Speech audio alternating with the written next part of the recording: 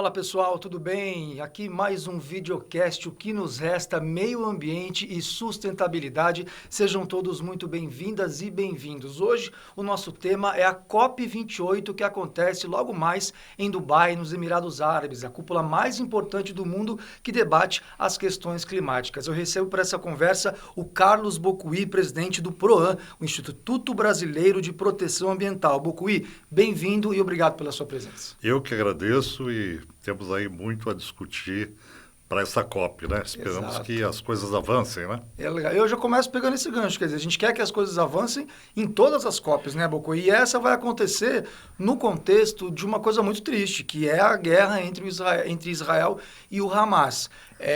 Como que você vê esse timing, digamos assim, dessa COP? Quer dizer, de que maneira esse conflito vai interceder ali nas discussões? Os países podem ficar, de alguma maneira, desconfortáveis de debater questões climáticas, não que seja menos importante, mas enquanto pessoas inocentes estão morrendo no conflito, por exemplo?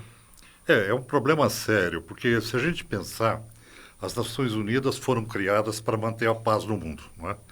Mas o multilateralismo colaborativo, que deveria estar completamente voltado agora para a solução do problema das mudanças climáticas, que é a questão estrutural da humanidade, que é a sobrevivência da humanidade.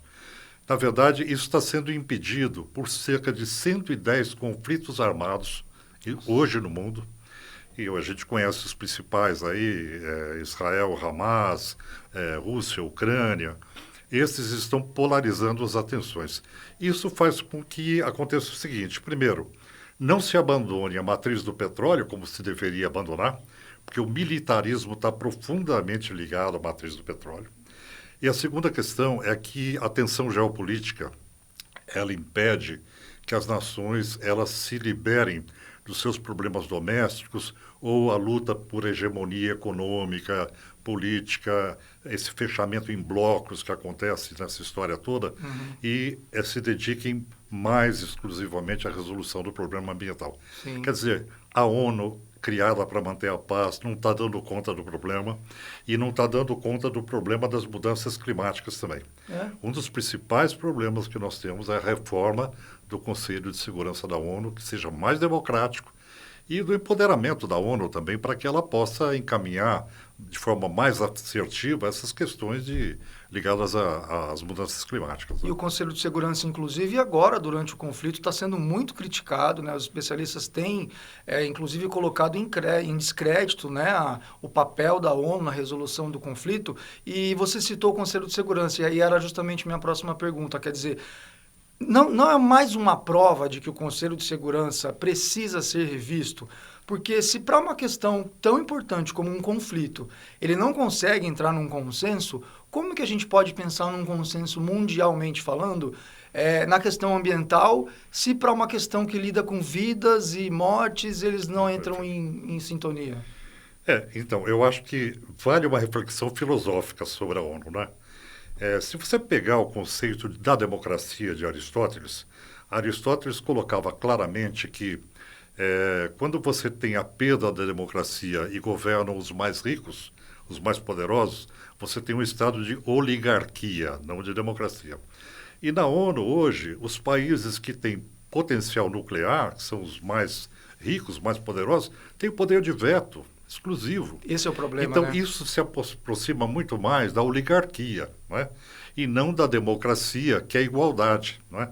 Então, nós vemos que a ONU ela se transformou num instrumento oligárquico e não democrático. Quer dizer, se a gente não rever isso, como é que nós vamos solucionar as questões que são de interesse de todos, inclusive e principalmente dos menores, que são os que sofrem as consequências das mudanças climáticas? Porque, fazendo uma analogia, é claro que as discussões ambientais da COP são diferentes das discussões do Conselho de Segurança, mas fazendo uma analogia aqui, até filosófica, como você falou, se um país dos 5 vetar, nenhuma proposta vai adiante. Aí, fazendo uma analogia com a questão ambiental, se os Estados Unidos, que são a maior potência, e a China, eventualmente, que também é outra grande poluidora, né? Só para ficar em 2 exemplos, se um dos dois vetarem alguma coisa que a grande maioria dos mais de 100 e poucos países membros aprovam, a proposta não vai adiante, né? Pois é.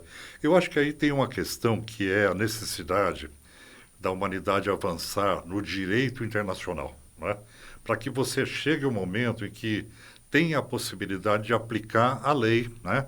Uma regra maior, que seja de interesse de todos, e que isso aconteça de forma mandatória. Porque enquanto estiver à mercê da vontade de cada país ou do seu interesse doméstico, ou de PIB, ou de interesse armamentista, né? Você veja, os Estados Unidos, se cortarem o petróleo das Forças Armadas, eles diminuem 50% da sua emissão. Né? Só para ter uma ideia do que um orçamento bilionário, trilionário, né, em termos de dólares, realiza. Então, a ligação entre o petróleo e a questão armamentista, ela é visceral. Né? Uhum. E se nós não tivermos uma democratização da ONU, desse processo decisório, a gente não tem a defesa pró-sociedade humana, pró-sustentabilidade. Eu vou seguir nessa linha. Eu tenho outras questões aqui, mas eu estou achando muito interessante esse ponto, Bocuí, porque assim, muito se fala que deixar de lado a matriz energética petróleo tem a ver, pelo menos é o que se propaga, a própria mídia propaga dessa maneira, tem mais a ver com buscar fontes renováveis para quê? Para, por exemplo, carros elétricos, energia solar, mas essa questão militar nunca é falada, né? Quer dizer, a dependência que o militarismo, como você bem mencionou, está ligado ao petróleo, isso é pouco discutido, né? Exatamente, e é umbilical, né? Se você pegar uma máquina dessas potentes, poderosas de guerra, é movida a óleo diesel, né? Que é um grande trator, né, na verdade.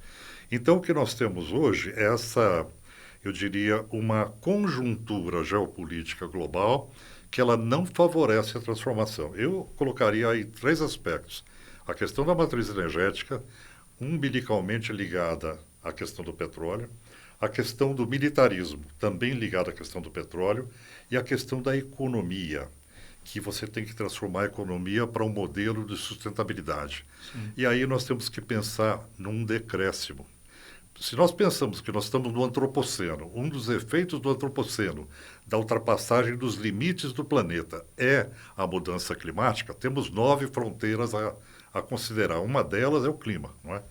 Nesse processo, se você não tem uma perspectiva de diminuição da intensidade da ação humana, não só a mudança da matriz, mas você tem uma redução eu diria, da intensificação das atividades humanas para colocar num patamar de sustentabilidade, a gente não avança. Uhum. Então, mudar a economia é isso. Você trabalhar um sistema que você consiga trabalhar pensando em decréscimo. Pensar em decréscimo, transformado em linguagem social, é simplicidade voluntária. Né? Sim. Isso não interessa para a economia atual. Né? Nós vivemos no reino de Midas ainda, né? Onde tudo vira commodity, tudo vira comércio, e nós não estamos vivendo uma era voltada à sustentabilidade. Né? Uhum. Dentro dessa perspectiva, se você pensar do ponto de vista filosófico da psicologia por exemplo, de Francisco de Assis, né? Você vai pensar que simplicidade voluntária liberta as pessoas, deixa as pessoas mais felizes. Né? Isso é um fato. Então, a gente, em todos os aspectos, nós estamos na contramão da sustentabilidade e também da felicidade e do bem-estar. Né? Bocuí, e sobre as emissões, agora entrando um pouco já no que a gente pode esperar, por exemplo, do que vai ser debatido na COP28 mesmo, né? Também já falamos aqui daquela meta de 1,5 graus, do quão o planeta, do quão as mudanças climáticas serão devastadoras para a população se o planeta aquecer 1,5 graus, que é a meta, né? E parece pouco, mas é muito para a saúde, digamos assim, biológica, para todo o ecossistema mundial. Aí eu te pergunto o seguinte, estamos avançando em algumas questões, né? Também já falamos aqui dos carros elétricos, das energias renováveis, isso não só no Brasil, né? Que ainda está engatinhando. Mas tem países onde as energias renováveis estão ali, né? Quase que dominando e tal. Só que ao mesmo tempo que a gente avança, quando chega lá na frente, nessas grandes cúpulas como a COP, os países não conseguem se entender. Todo ano tem uma COP, a gente está na 28, e a gente continua debatendo esse 1,5 graus, esse 1,5 graus. Até quando a gente vai ter que reunir os países numa COP para que a gente tenha ações reais, práticas? Bom, em primeiro lugar, eu queria falar do 1,5 graus. Né? Quando você fala de 1,5 graus de temperatura média, nós estamos aqui no Brasil. Para nós, na plataforma continental da América do Sul, né, onde o Brasil se situa, 1,5 graus de média global pode representar 3,5 graus, 4 graus, 4 graus e Dependendo meio. da região, né? Porque você tem 75% do planeta tomado por água. Então, isso refrigera essas regiões. E uma plataforma continental como aqui, da América do Sul, do Brasil, ela vai ter, numa média global de 1,5, ela pode atingir 4,5, talvez. Né? Porque o 1,5, na verdade, ele não é atingível mais. Está se falando em 2,4, 2,8, admitindo que o horizonte deva ser de 1,7. Né? Essa é hoje, mais ou menos, o consenso. Né? Agora, o que acontece com as nações quando elas vão para a mesa de negociação? Elas vão sem o multilateralismo colaborativo, elas vão fechadas no seu problema doméstico, preocupados com a sua economia. Você veja, COP28 realizada nos Emirados Árabes, um país que vive exclusivamente do petróleo, ele extrai petróleo, ele negocia petróleo com o mundo todo. Então, você tem um conflito de interesses imediato. O próprio sultão que coordena a conferência, ele também é CEO, diretor de uma grande empresa, que na empresa, o discurso dele é que eles vão aumentar o petróleo a retirada até 2035. É esse discurso. E para a ONU, o discurso é vamos reduzir o petróleo até 2030, até 2035. Quer dizer, existe um claro conflito de interesse a partir da sede.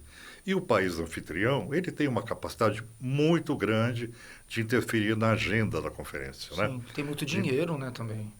A economia, Rico, né? A economia do é. país depende disso, não vai abrir mão. Né? Então é preciso também que as conferências, primeiro, que elas não sejam realizadas em países que representem conflito de interesse com a questão do petróleo. Primeiro ponto. Segundo ponto, tem que fazer em país democrático. Egito e Emirados Árabes Unidos, direitos humanos é um problema. Esses países ainda não têm liberdade de expressão. Então, o grande condão das conferências, como foi o caso na Escócia, não é?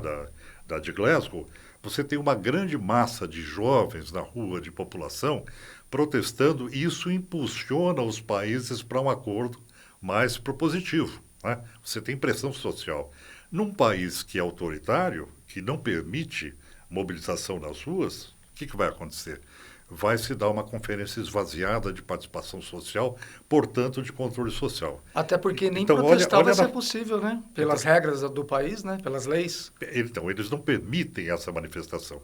Então, nós temos uma conferência esvaziada por causa da guerra. Uma conferência que representa, na sua própria questão locacional, um conflito de interesse, e nós temos ainda uma perspectiva de baixa participação social. Agora, Bocuí, indo além, né? Quer dizer, o ano que vem a próxima vai ser em Belém, né? Se eu não me engano. Tem mais um tá ano. mais um ano, Tudo bem, Brasil, país democrático, como você colocou, mas as intenções dos governos vão ser as mesmas, né? Quer dizer, você mesmo colocou o militarismo, a economia dependendo do petróleo, a falta desse multilateralismo mais sensato, né, mais democrático, enfim. Como que essa pressão que você citou, dos protestos, papel do cidadão mesmo, assim, no geral, o quão isso tem algum efeito na sua avaliação? Porque também é uma questão geracional, né? Os jovens estão crescendo com outra mentalidade, então, em vista do que era no passado, mais pessoas estão dentro da questão ambiental hoje do que há décadas atrás. O quão isso tem um peso real na sua avaliação para que um governante que tem o poder fale, realmente, precisamos mudar isso daqui?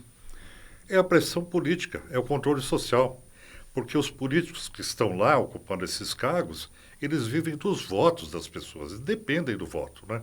Então, os políticos estão sempre atentos aos votos na hora de fazer qualquer questão. Então, uma pressão social forte, como pode ocorrer na COP30 no Brasil, em 2025, isso levaria a COP a um outro status. Primeiro, o Brasil é um país de grande biodiversidade, detém a maior floresta tropical do mundo, é um país que tem populações vulneráveis, é um país voltado à paz, porque o Brasil sempre foi um interlocutor de paz. O Itamaraty tem esse condão, né? A escola de Rio Branco é conhecida como o grande protagonista de paz. Por exemplo, quem abre as conferências, as assembleias anuais da ONU é o Brasil. Por que faz isso? Por conta da sua tradição de paz, não é? Então, é muito importante que o Brasil cedie à COP30 e que o Brasil mude o tom da conversa e seja mais propositivo. O anfitrião, ele tem a agenda na mão. Ele pode realmente interferir no processo de forma muito mais proativa, não é? Entendi. Então, nós precisamos tirar as conferências do ciclo dos fósseis do Egito, né? Emirados Árabes, e se for para a Austrália, o ano que vem, a Austrália é um país que tem democracia, você é realmente um país democrático, porém, umbilicalmente ligado ao carvão, né?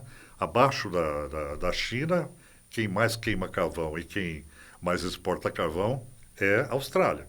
Quer dizer, nós temos que sair desse ciclo para ter mais independência, evitar o conflito de interesses. Você comentou do Brasil, né? E a minha próxima pergunta é justamente sobre isso. Quer dizer, o presidente Lula assumiu com esse compromisso ambiental muito forte, né? Foi visto até como uma guinada na questão ambiental, em vista do que foi a gestão Bolsonaro, onde a gente teve 4 anos de verdadeiro caos na questão ambiental, aumento de desmatamento, aumento de queimadas, ministro dele envolvido em denúncias de tráfego ilegal de madeira, enfim, o Brasil ficou mal visto no mundo na questão ambiental, no governo Bolsonaro, uma coisa que a gestão Lula tenta corrigir. Só que, ao mesmo tempo, aqui dentro, por exemplo, nas questões internas, como você comentou no começo, o Brasil depende do Congresso, né? E o Congresso, onde a maioria ainda é conservadora, não entende a questão ambiental da mesma maneira como entende o governo, quer dizer, e estão passando pelo Congresso questões ambientais que vão na contramão do que pensa o presidente Lula. Como que você enxerga essa questão? É um problema, o nosso problema interno pode prejudicar essa imagem que o Brasil quer passar para o mundo para voltar a ser um dos protagonistas ambientais? Já prejudicou, né? A gestão anterior, a gestão Bolsonaro, levou o Brasil a um estado de pária ambiental global. O Brasil, que saiu de uma condição de liderança climática, de liderança ambiental, veja o que aconteceu na conferência Rio 92. O Brasil assumiu a liderança da questão ambiental global. Antes disso, o Brasil saiu de uma ditadura, mas ele promulgou uma Constituição ambiental ecológica, e isso guinou o Brasil completamente, né? O que levou àquela situação na época foi a destruição da Amazônia com a Transamazônica. Aquilo provocou uma reação que levou, em pouco tempo, a Rio 92. Né? O Lula entrando agora, ele ganha essa vantagem de entrar depois de uma gestão destrutiva, como foi de Jair Bolsonaro. E ele tem uma grande possibilidade de fazer uma bela lição de casa. Mas o discurso tem que ser igual à prática. E nós não estamos vendo isso. Na primeira visita do Lula à Argentina, prometeu financiar o gasoduto de Vaca Muerta, que é um gasoduto que é de gás de folheto, ou seja, tem uma implicação ambiental forte e tem uma implicação com a etnia Mapuche, né?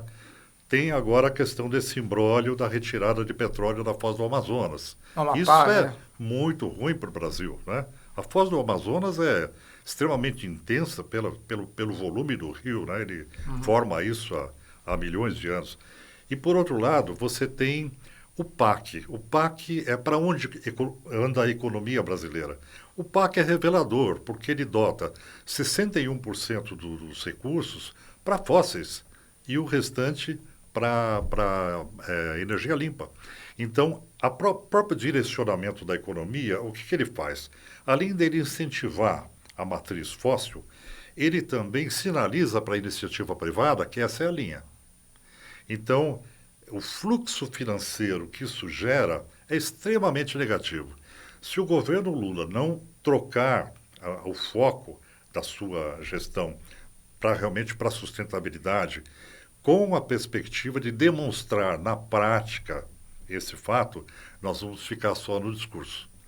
Porque também é fácil para o governo Lula derrubar o desmatamento, porque você não tinha a presença do Estado em lugar nenhum. Sim. Então, de repente, você coloca o IBAMA para funcionar de novo, é claro que você vai derrubar 50%, não é? Mas, de fato, 50% é 1,5 km por minuto de desmatamento na Amazônia, mesmo agora. Então, a gente tem que fazer essa lição de casa, de zerar o desmatamento e de ter uma política que sinalize não só para a economia interna, para o setor de energia brasileiro, que a perspectiva nossa, guinada agora, é para a sustentabilidade e é para a questão climática. Né? Essa é a questão. Eu acho que a gente está aí nessa perspectiva ainda de dificuldade de identidade do que é o Brasil. Você comentou do Lula, né? E eu até anotei aqui direitinho que uma das propostas do Brasil na COP vai ser apresentar um programa que é um programa de conversão de pastagens degradadas e que prevê recuperação de 40 milhões de hectares de pastagens de baixa produtividade em áreas agricultáveis. Só que aí o ministro da Agricultura disse que o empenho do Lula lá na COP vai ser buscar as parcerias, investimento para que, né, esse projeto seja levado adiante. Não é maquiar um projeto, você depender de investimento externo, sendo que se a ideia é boa e o Brasil tem dinheiro, ela não poderia ser colocada em prática sem precisar depender do aval de outros países? Eu acho que só um exemplo. A questão do sequestro de carbono, bolsa de carbono, pode representar um grande negócio para a recuperação de área de pastagem, porque você vai poder fazer um plantio e vai poder vender isso como um benefício ambiental verdadeiro. Porque quando você tem uma floresta que já está aí sequestrando carbono e você negocia numa bolsa, na verdade, na prática, não tem benefício nenhum, porque já estava sequestrando antes. Uhum. Agora, se você cria um ativo ambiental, realmente você faz uma plantação de floresta e passa a comercializar o crédito de carbono, isso é fantástico, né? Sim. E o Brasil, ele tem que caminhar, eu acho que dois aspectos aí da questão da sustentabilidade brasileira. Primeiro, a questão do agronegócio. Quando você me perguntou, o Congresso Nacional não ajuda. O Congresso Nacional, ele é o exemplo de uma economia monolítica que vem ainda daquela questão fundiária brasileira da década dos séculos passados, das capitanias, quando aquele momento extrativista ele se consolidou num sistema econômico, num modelo de produção de commodities que continua até hoje. Cana-de-açúcar, café, ciclo do ouro. Que controla o Congresso Nacional. Quem está no Congresso Nacional hoje, a maioria, o poder que se instalou lá, foi um poder de conflito de interesses com a questão ambiental e com a coisa pública, porque representa muito mais o setor do agronegócio brasileiro. Agronegócio, pecuária, etc. Então, dos poderes constituídos que nós temos o Executivo Federal, que hoje patina, a gente não sabe se vai ou não vai, porque o PAC diz que não vai, né? E, por outro lado, você tem um Congresso que a própria produção que ele tem hoje, em termos de legislação, é contraditória. Tem uma bancada ruralista, né? Quer dizer, então, como você vai... O poder legislativo brasileiro, ele foi tomado pelo setor do agronegócio. E você tem um judiciário que, durante a gestão Bolsonaro, funcionou bem, né? Funcionou muito bem, porque ali você tinha a nossa Constituição, ela é ecológica, então não tem como não funcionar bem. Sim. Mas então esse momento atual exige do governo que ele use o seu poder discricionário muito mais, porque ele não tem um legislativo que dê essa sustentação. Tem que vetar mesmo, veta marco temporal, tem que vetar. Agora, se o governo cair nas mãos do Centrão, negociando as coisas, nós vamos ter uma negociação que não é boa para o Brasil. Veja a agenda da água. A ANA, a Agência Nacional de Águas, está destinada ao Ministério, que não é o Ministério do Meio Ambiente, e a Política Nacional de Recursos Hídricos do Brasil está abandonada, mesmo diante do cenário de mudanças climáticas, né? Quer dizer, essa divisão de poder que se faz para contentar A, B ou C, acaba sendo completamente contraditória a uma eficiência que o sistema ambiental tem que ter para conseguir implementar a sustentabilidade. Eu ia voltar nessa questão do Lula e relacionar com a COP, que é assim, ele vai para lá, né? Tudo indica, né? Tudo leva a crer que o Brasil realmente vai ser um dos porta-vozes, vai ser um dos grandes líderes mesmo, né, desse tema, nas discussões em si, independentemente do que seja acordado. Agora, a gente falou do Bolsonaro, quer dizer, essa troca de poder, quando muda muito a ideologia política, isso não é um risco para o meio ambiente? Porque vamos supor que seja decidido algo na gestão Lula e depois assuma um presidente que tenha outra linha de pensamento sobre a questão ambiental. Eu queria te ouvir a respeito disso, quer dizer, a questão ambiental é ideológica ou não? Não é ideológica, ela é constitucional. O que a gente tem no Brasil é uma Constituição que ela é, em primeiro lugar, democrática, porque ela garante a plena participação social. E ela garante a plena participação social em matéria ambiental, que é considerado um direito fundamental, é um dos direitos fundamentais. Então, esses governos que vão e vêm, eles têm que passar, mas sempre atentos aos princípios constitucionais. Por isso, o papel do judiciário é tão importante para garantir essa linha de conduta que respeite as conquistas sociais que nós já fizemos. A questão é essa, né? Então, o governo Lula pode avançar e deve avançar. O governo Lula é mais progressista, ele vai fazer um discurso mais progressista. O meu receio é que o descompasso entre a economia e esse descompasso de concessão política, ele trave o governo na prática. Então, o discurso pode acontecer, mas na prática você não vê realmente as coisas avançarem. Sim. É o que a gente tem cobrado, coerência. O governo tem que ser coerente. Teve, um tempo atrás, aquela discussão entre o acordo do Mercosul e da União Europeia, né? O presidente francês Emmanuel Macron disse que não compraria carne de vindo de área desmatada, e aí o presidente Lula entendeu como uma ameaça. Teve aquele mal-estar lá que depois acabou sendo superado. Qual que é a sua avaliação sobre isso, Bocuia, dos embargos econômicos? A minha avaliação é muito simples. O que determina a ação do mercado europeu, né? Você tem consumidores mais conscientes. Eles passaram por 2 guerras no século passado. O nível eu diria, de reflexão dos europeus com relação aos atributos naturais é outro. É diferente daqui, porque nós vivemos mergulhados em natureza. Para eles isso é mais raro. E eles têm uma consciência sobre a exigência do consumidor, aquele que consome. Quem comanda o mercado europeu hoje não é o interesse econômico, lobístico. É, na verdade, o próprio consumidor que é mais exigente.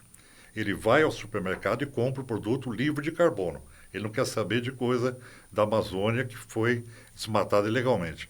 Então, quando a gente fala de restrição de mercado, nós temos que tomar cuidado para não dar motivo para que você tenha uma restrição de mercado de caráter lobístico.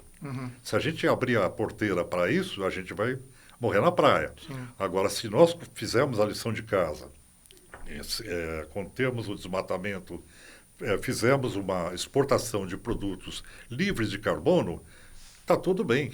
Então, entender que a restrição americana imposta por uma situação de consumo é uma barreira comercial é uma estupidez. Sim.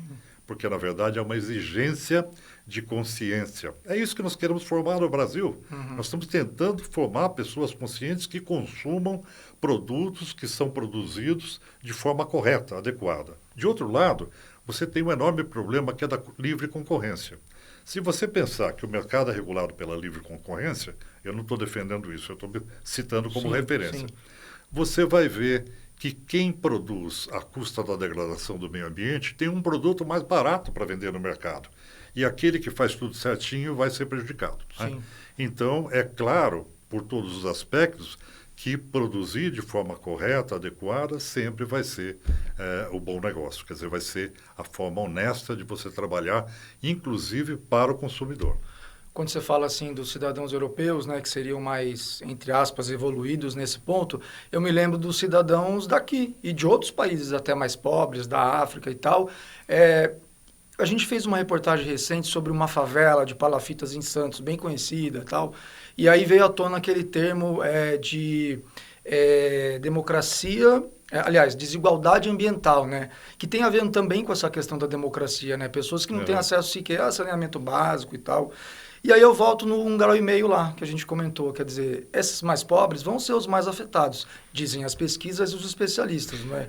Como que você enxerga o futuro dessas populações? Quando eu olho e digo o consumidor europeu é mais exigente, eu estou dizendo que ele também tem condições de ser mais exigente porque ele tem um poder aquisitivo maior. Às vezes ele paga mais por um produto que é correto e deixa de comprar um mais barato que não é. Né? É nesse sentido. E não é uma posição eurocentrista. Na verdade, você sabe que pela injustiça social, pela injustiça ambiental, você tem hoje populações muito humildes no Brasil que têm mais consciência ambiental que os europeus. Né?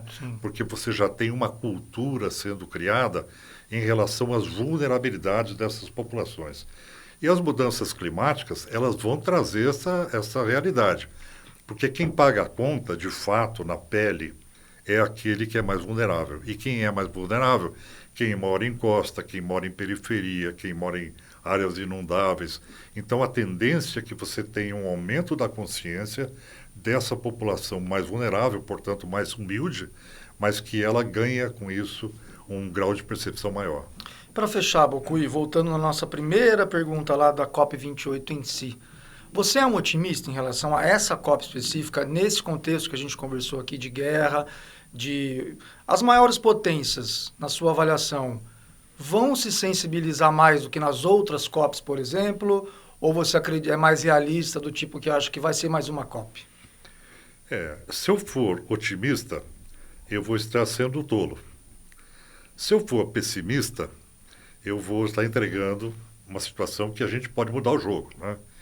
Então, eu prefiro pensar que nesse caldeirão que vai ocorrer na COP28, você vai ter um nível de pressão de alguns países, e o Brasil pode fazer parte disso, que pode fazer uma diferença no processo. Por exemplo, o pessoal de Barbados, né? Eles têm uma proposta que seria referente a um novo acordo multilateral financeiro para o mundo que sai da linha do FMI, sai da linha do Banco Mundial, mas socorre países que estão em situação precária e, ao mesmo tempo, impulsionam para que a gente tenha uma perspectiva de menor endividamento dos países frente às mudanças climáticas. Sim. Independente da questão de perdas e danos, que é um outro assunto que tem que se tratar como uma reparação de dano.